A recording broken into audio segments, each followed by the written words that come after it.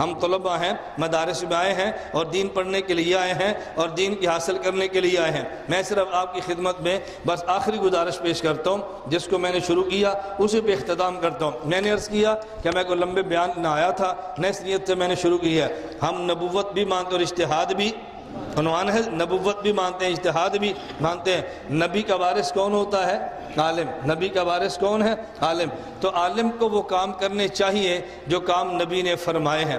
یہ امامت بھی کرے، یہ خطابت بھی کرے، یہ تقریر بھی کرے، یہ جہاد بھی کرے اور یہ سیاست بھی کرے۔ کوئی عالم کہتا نہیں سیاست دین نہیں ہے، یہ ہماری سمجھ سے باہر ہے۔ اب یہ کہہ دو کہ تھوڑا سا مشکل ہے لیکن یہ نہ کوئی دین نہیں ہے۔ مدرسے میں بیٹھ کے، میں نہیں کہتا تدریس بہت مشکل کام ہے، آسان مشکل ہے، لیکن اتنا مشکل نہیں ہے جتنا وہ مشکل کام ہے۔ اس جگہوں پہ رہتے ہوئے دین کا کام کرنا بڑا مشکل ہے۔ ہمارے ایک استاد ہیں تو وہ فرمان لگے کہ میں نے ایک خواب دیکھی، آپ میں سے بہت کم لوگوں نے شاید گجرانوالہ دیکھا ہو۔ گجرانوالہ میں ایک جگہ ہے وہاں شیراوالا باغ، جہاں قاضی حمید اللہ صاحب رحمۃ اللہ علیہ تھے۔ میں نے قاضی صاحب سے تلخیص المفتاح پڑھی ہے، میں نے ان سے خیالی پڑھی ہے، یہ دو کتابیں میں نے قاضی صاحب سے پڑھی ہے شیراوالا باغ میں۔ تو قاضی صاحب وہاں ہوتے تھے شیراوالا باغ، اس کے باہر وہ باغ ہے مسجد کے آگے شیراوالا باغ۔ تو ہمارے ایک استاد فرمانے لگے کہ میں نے خواب دیکھی، اور خواب کیا تھی کہ شیراوالا باغ میں گٹر کا گندا پانی نکل رہا ہے اور میں اس پانی سے وضو کر رہا ہوں۔ اب مجھے بڑا تعجب ہوا، یہ میں نے کیسی خواب دیکھی ہے؟ تو میں نے حضرت امام اہل سنت والجماعت شیخ التفسیر والحدیث استاد محترم مولانا محمد صرف خان صفدر رحمۃ اللہ علیہ کہتا ہے میں نے ان سے خواب کی تعبیر پوچھی۔ کبھی خواب آئے نا تعبیر میں جلدی نہ کیا کرے، خواب کچھ اور ہوتی ہے، تعبیر بالکل الگ ہوتی ہے۔ نواب صدیق حسن غیر مقلد، اس کا ایک مرید اور شاگرد تھا، اس نے مولانا قاسم نانوتوی رحمۃ اللہ علیہ سے کہا کہ جی میں نے خواب میں دیکھا ہے ایک جنازہ آ گیا، رسول اللہ صلی اللہ علیہ وسلم موجود ہیں اور حضرت نواب صاحب کو مصلی پر کھڑا کر دیا گیا ہے جنازہ پڑھانے کے لیے۔ اب وہ بتانا چاہتا تھا کہ ہمارا شیخ کتنا بڑا ہے کہ دیکھو حضور بھی موجود ہیں اور خواب میں انہیں کہا تم جنازہ پڑھاؤ۔ مولانا نوتوی فرمانے لگے انا للہ و انا الیہ راجعون۔ اس نے کہا جی کیا ہوا؟ فرمایا اگر یہ خواب سچی ہے تو پھر نواب صدیق صاحب کا انتقال ہو چکا ہے۔ خواب دیکھے نا، انہوں نے کہا خواب سچی ہے تو نواب صاحب کا انتقال ہو۔ اس نے کہا جی وہ کیسے؟ فرمایا زندگی میں نبی موجود ہو، کوئی آگے بڑھے ایسا تو نہیں ہو سکتا، یہ ہو سکتا ہے کہ بندہ مر جائے اور اس کی چارپائی اٹھا کے نبی سے آگے کر دی جائے، اس لیے وہ دنیا سے جا چکا ہوگا۔ جب پتہ کیا تو اسی وقت نواب صاحب کا انتقال ہو چکا تھا۔ اب میں ہنسانے کے لیے نہیں کہہ رہا، میں تعبیر بتا رہا ہوں، تعبیر ایک فن ہے جس کو ہر بندہ سمجھ نہیں سکتا۔ مولانا مظہر نانوتوی رحمۃ اللہ علیہ نے مولانا قاسم نانوتوی رحمۃ اللہ سے کہا کہ جی میں نے خواب دیکھا ہے فلاں شہر سے کچھ بطخیں اڑی ہیں اور میرے گھر میں آ کے رکی ہیں۔ مولانا قاسم نانوتوی رحمۃ اللہ نے مذاقاً فرمایا کہ تم نے درخواست جو دی ہے نا ملازمت کی وہ قبول ہو گئی ہے، اب تار آئے گی تمہارے گھر، جسے آج ٹیلی فون فیکس کہتے ہیں، تار آئے گی اور تمہیں ملازمت مل جائے گی۔ اور آگے مذاقاً فرمایا اگر مٹھائی کھلاؤ تو 20 روپے ماہانہ تنخواہ کی تمہیں تعبیر دیتے ہیں، اگر مٹھائی نہ کھلاؤ تو 11 روپے ماہانہ کی تنخواہ کی تمہیں تعبیر دیتے ہیں۔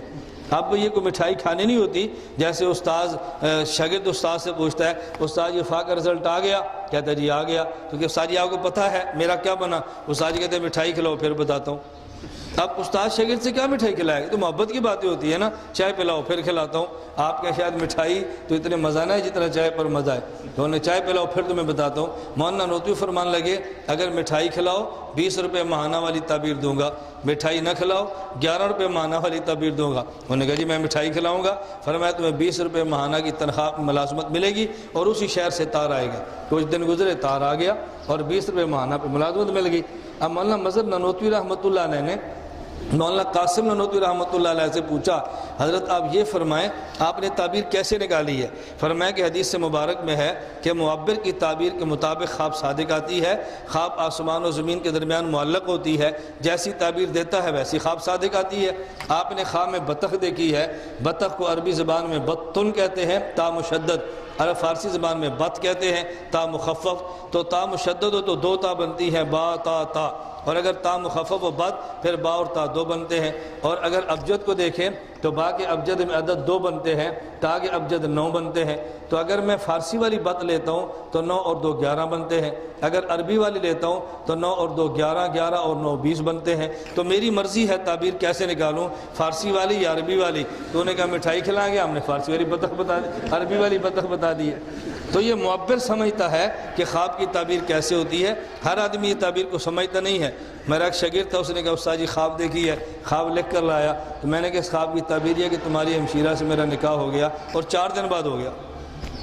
اب آپ کو ہنسی ہے، کیسے 4 دن بعد ہو گیا؟ میں نے کہا نکاح ہو گیا۔ کہتے کیسے؟ میں نے کہا باپ کو فون کرو۔